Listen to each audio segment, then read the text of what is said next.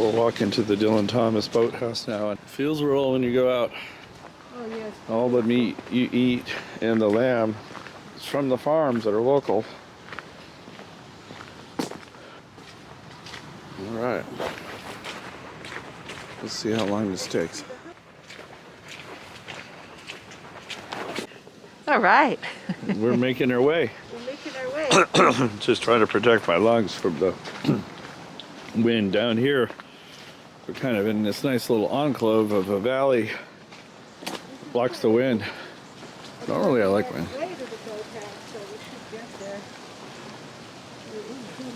Beautiful. I love the way they just cling to the side. Yeah, it's like a horse route. It looks like there might be civilization up here. Dylan's grave, 200 meters. All right. Which is very close. So we made it here fast. There's the water. No. So, oh God, we are already Over here. here? What a shortcut. Oh my goodness. The lettering. I don't know if we're supposed to go down that way.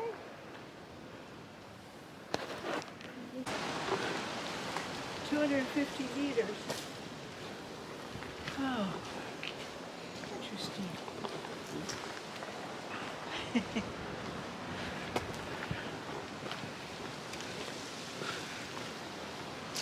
I don't think No turning point ahead. I think this might be it. No, it can't be it. I mean, that's construction. But look at this in the meantime. Oh, wow. Oh, my God. Oh.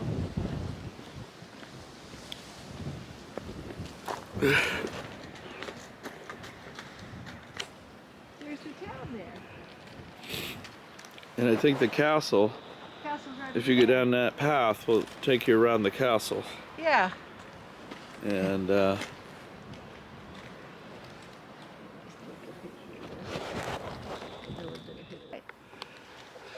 so up ahead, I think, we both think, right?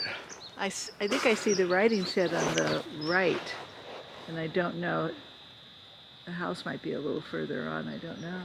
This Here is we where, when he wrote "Do Not Go Gentle This Night," I think it was written here, and Yeah. many other poems. Yeah, he lived here. I remember reading 1949 until 1953.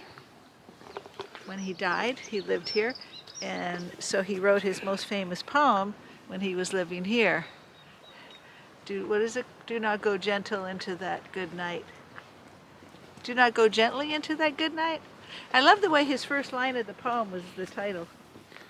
See boathouse.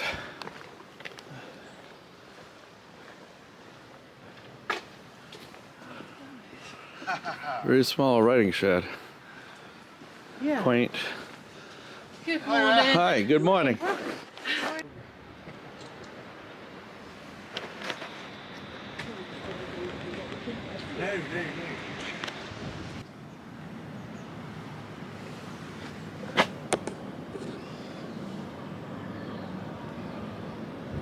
Oh, some cookies.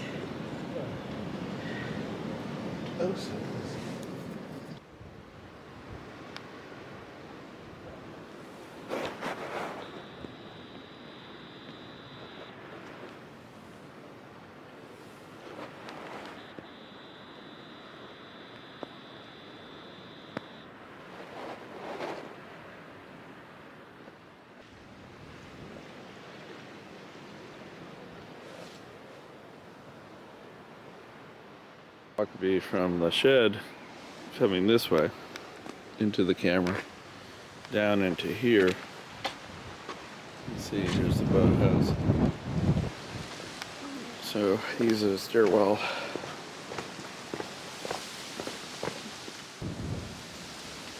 We're coming down into the boathouse now.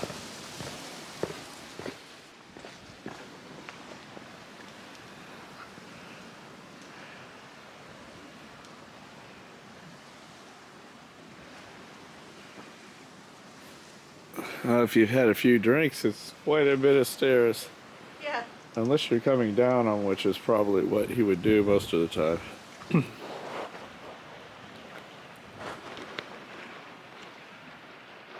Who's dying. care what the horse race picture. I can't edit it on the road. That's why. But I can just post it when I get home. It's no big deal. Just have to remember to catch it. I know the legend of Adam and Eve is never for a second silent in my service over the dead infants, over the one child who was priest and servants, word, singers, and tongue in the cinder of the little skull, who was the serpent's nightfall and the fruit like a sun, man and the woman undone, beginning crumbled back to darkness, into the organ pipes and steeples of the luminous cathedrals, into the weathercock's molten mounds, rippling in 12-winded circles, into the dead clock burning the hour over the urn of Sabbaths, over the whirling ditch of daybreak, over the sun's hovel and the slum of fire, and the golden pavements laid in requiems, into the bread in a wheat field of flames, into the wine burning like brandy, the meshes of the sea under, the meshes of the infant-bearing sea, erupt, fountain, and enter to utter forever glory, glory, glory, the thundering ultimate kingdom of Genesis thunder. When the morning was waking over the war, he put on his clothes and stepped out, and he died. The locks yawned loose and a blast blew them wide. He dropped where he loved on the burst pavement stone and the funeral grains of the slaughtered floor. Till his street on its back he stopped the sun, and the craters of his eyes grew spring shoots and fire, when all the keys shot from the locks and rang. Dig no more for the chains of his grey-haired heart. The heavenly ambulance drawn by wounds, assembling waits for the spade's ring on the cage. Oh, keep his bones away from that common cup. The morning is flying on the wings of his age, and 100 stalks earth on the sun's right hand. The bows glided down. The coast, blackened with birds, took a last look at his thrashing hair and whale-blue eye. The trodden town rang its cobbles for luck. Then goodbye to the fisherman's boat with its anchor free and fast as a bird hooking over the sea, high and dry by the top of the mast, whispered the affectionate sand and the bulwarks of the dazzled quay.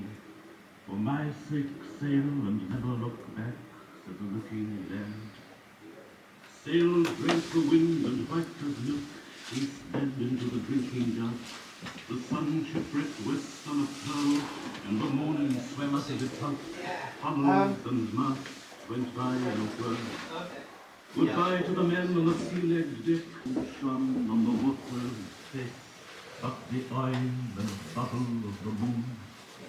Plunging and threshing in his cross, the lured fish under the foam, witless with a kiss. Whales in the wake like capes and elks, quaked the thick sea and flooded baked with raining lips, slipped the fins of those hunchbacked tons, and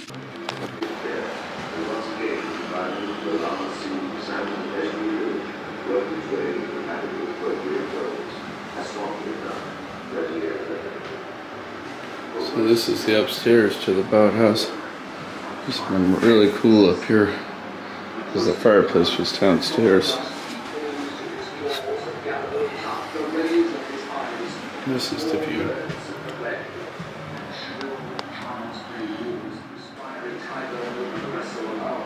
Until the flashed hoops or passion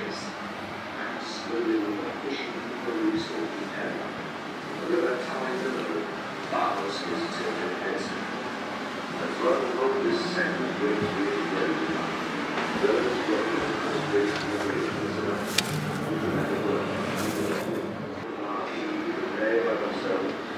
a boathouse.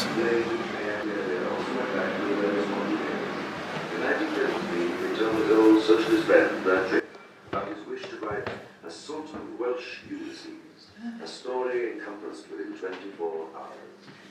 But Dylan was not ready to write Did you until see the letters from 1933. Jimmy Carter? He Yeah, needed yeah, his look. experience over the next 15 years of living in different villages up and down West Wales. I wrote to a give poem him down both there. local characters from which to draw. Many of the characters that appear in the play were plucked from this seaside village of Newquay in Cardiganshire, where Dylan and his family lived briefly in 1944. Some came from Llangain and Llanstefan. But the major, primary, dominant influence was Laugharne. It is spring. Moonless night in the small town. Stars and a Bible blank.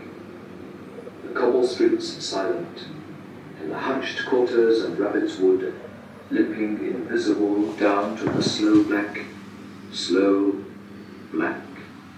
crow black fishing boat forming sea. The houses are blind as moles, though moles see fine tonight in the snouting velvet dingles. Or blind as cat in cat, there in the muffled middle by the pump and the town clock, the shops in mourning, the welfare hall in widow's weeds, and all the people of the lulled and dumbfound town are sleeping now. As events turned out, of course, London Milford was to be more than ultimate commemoration of Laugharne. It was to be the last work poet ever wrote. He was driven by financial pressure to make his fourth American lecture tour in 3 years. Dylan's prodigious drinking, which had begun back in a London hotel in Mumbles in his teens, led to what seemed to many his inevitable fate. At 2 a.m. on November the 4th, 1953, he struggled out of his New York hotel bed.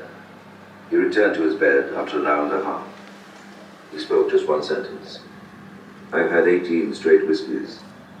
I think that's the record." The next day, Dylan was transferred to St. Vincent's Hospital in Laugharne. His wife, Kathleen, was rushed from Laugharne to New York, arriving on November the 7th. But she was never to see Dylan conscious again. He died 2 days later, on November the 9th, 1953, in the memorable phrase Dylan died of a massive insult to the brain. The Dylan Thomas Trail ended here in Laugharne, just 40 miles from where it had begun in Swansea. Though he travelled most of Britain, indeed most of the world, there is a sense in which the real Dylan Thomas never left this 40-mile path along southwest Wales. He could never live nor work away from here, and it was truly here, at the end, that he was brought back to life forever. Upstairs at Dylan Thomas's house, and I just wanted to show that view. So beautiful. This would have been a second bedroom, probably the children's bedroom. And then over here,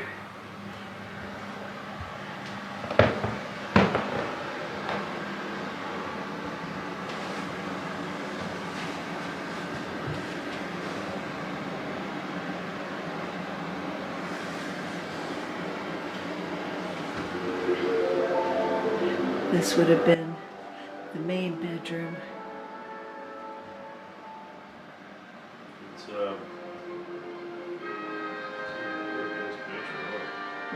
Where he and Caitlin would have slept.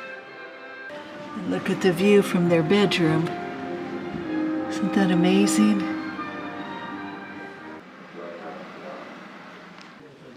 So this is the original harbor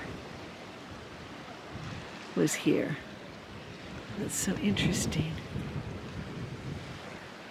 So this was the original harbor where the boats would come in.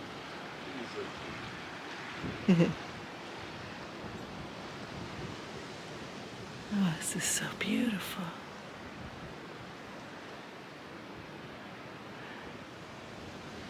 Love it. Dylan Thomas's house. Wow.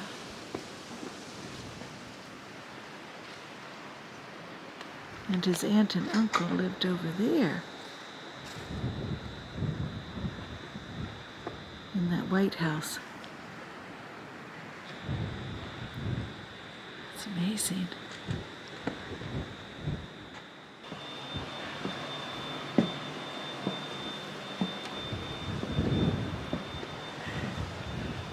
All right. This is their balcony. And they did have a balcony when they lived here. Amazing. What a view. And again, his aunt and uncle's house is right over there. And then I can swing around here. And that's the town of Laugharne. Amazing. Right, so this was their living room. He said it was the warmest room in the house. The driest room in the house. Beautiful. Yeah, they have probably something like this set up. Yeah. Beautiful dishes.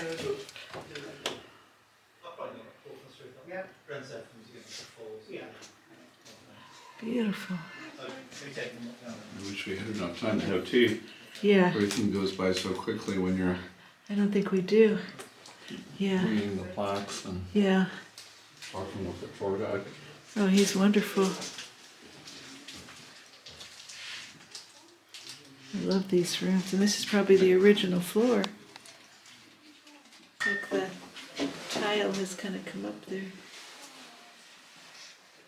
Beautiful. And that would have been. Oh, right. Yeah, but I'm in the office. Excuse me, would this have been the original kitchen? Yes, it was. Oh, do you mind if I film it?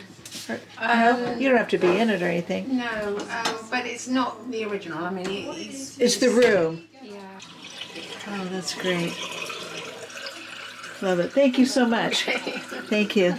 That was their kitchen sink there. Really? Yeah, if you want to look at it. I'll just take a quick peek. Yeah, yeah, he mentioned that. All right.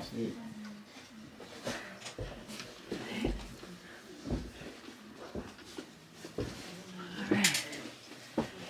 This was their front door. All right. Side.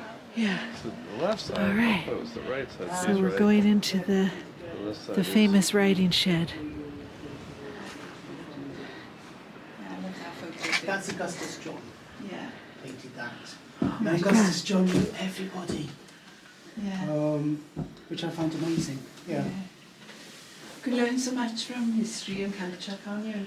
And that's what is missing, is that because it's the quickest way to. I might Save try and money. lobby Cardo to keep Laugharne open a few days a week in the winter, but Yes. it's a staffing issue. Yeah. Yeah. Oh my yeah. God. It's the same year as well. Before COVID, we were open 7 days a week, Yeah, so would you open now? 5 days. This in here. Both. Closed on a Tuesday and a Wednesday. You haven't got the need really in the winter. In the summer you Yeah. open or? We're hoping to try different things out this year. This summer. Yeah. So Easter we will be open. Oh, Are the books actually real? Not original. No. It's There's a lot of amazing. This is what was here. Yeah, there's a lot of dressing which has gone on over the years. Are these copies of letters? They're not original and Yeah. they're not of his writing. Oh, okay, that's Yeah. it. Yeah. Okay. 2014 we had a big film called Poets New York with Tom Hollander, Oh. and this was dressed then. Come back in the summer. Yeah, we will try. We'd rather I'm not coming wait. in the summer, too many people. Oh, right. We'd rather wait in the winter, even though we live But there. you're lucky with Can the I be weather. cheeky and ask you where in America? Like this is his original desk. It's about 2.5 miles. So you go through the woods, couple of fields, through Delacourse Farm, up their drive, and it sort of brings you behind the church somewhere. Yeah. Okay. Is this his original? I know it's his original desk. Is it Yes. the original chair? One of the chairs is original. Oh. I'm not sure if it's that one or that one. Oh, okay. You're welcome to sit if you want to have a photo taken. Thank you, I appreciate that. Oh, yeah. But Do you don't like tell a photo anyone. press? Yeah, don't tell anyone. Yeah. Oh, thank you. So that was Toby leaving there, and he showed us inside the writing shed, which was originally a little garage, as they say here. And those aren't the original doors, but that's the way the doors looked, and Dylan Thomas would have come in on the left there. And this would have been his view. Amazing. This is just so wonderful.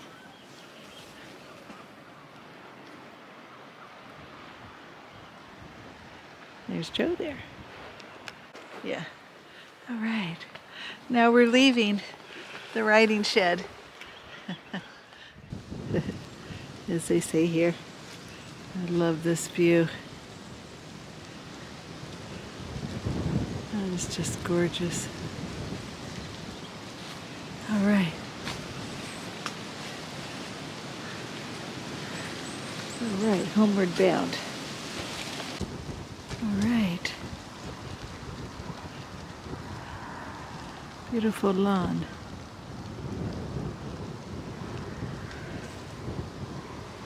Love it. Yes.